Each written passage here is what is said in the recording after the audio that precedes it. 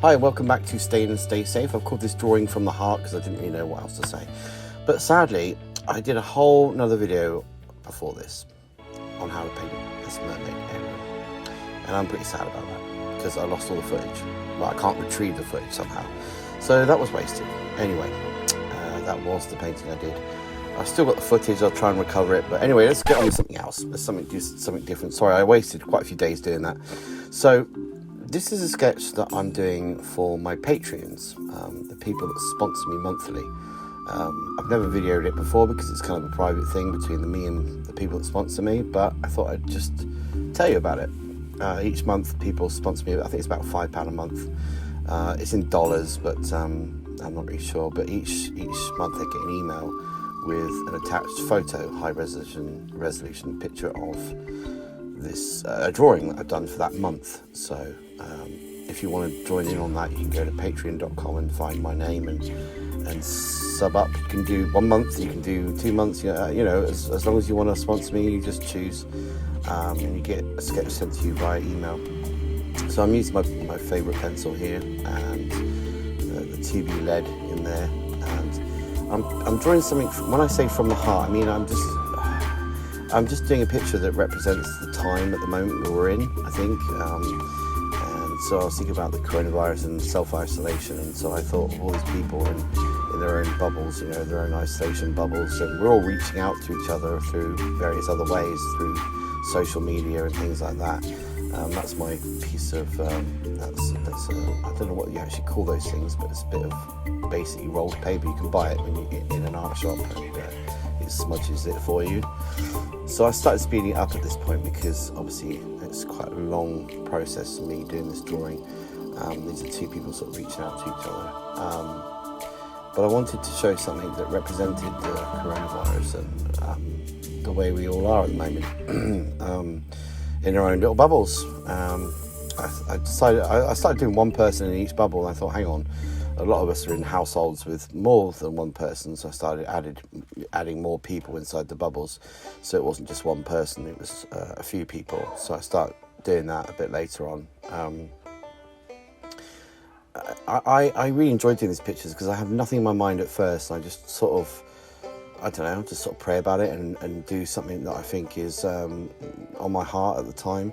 It's kind of like the stuff I normally do in my sketchbooks before I do a painting, but I try and make these more detailed and spend more time on them, so it's worth people's money, obviously, for sponsoring me, and that money really helps monthly.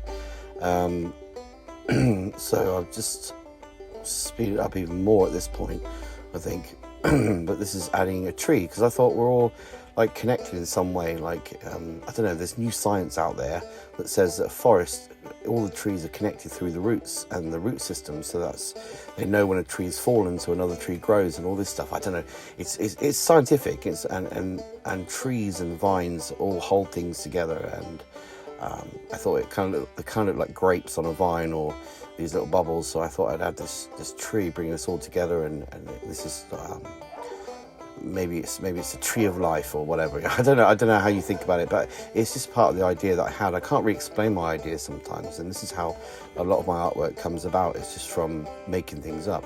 You notice I've got some yellow oil paint on my finger, and I rubbed it at the bottom there on accident, but I left the colour in there. I thought it's quite hard to get rid of, but I thought that little bit of colour down there is quite nice. And here's me doing a tree branches. As you can see, I've done this before in one of my videos. I sort of follow the contours of the branches with the pencil, so it kind of wraps around the branch a bit like that, gives it a bit more of a 3D look. But this is me. Oh, sorry if you can hear some noise. It's my neighbours in the background. They make a lot of noise. They have a shed too that's linked to my shed, so they can hear me probably talking to myself, and I can hear them getting a bit rowdy. But anyway, you can see how I'm sort of connecting all these bubbles together using the tree and the vine. It also gives a nice frame to the picture. You get a nice sort of frameage to the whole composition of the picture. So that's why I added all this in here. Still using the same pencil, basically on a bit of cartridge paper. It's quite heavyweight paper. It's not usual paper. It's not, you know, printing paper. It is sketchbook paper, so it's quite thick and can take a lot of pencil marks and things like that. I'm using this piece of paper, rolled paper tool again.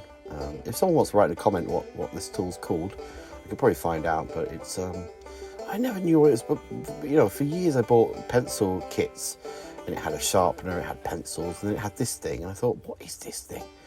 But it actually just smudges things, and you can draw with it as well. You can take the pencil there, look, I'm drawing some extra branches and things like that. It just gives more depth to the tree, basically.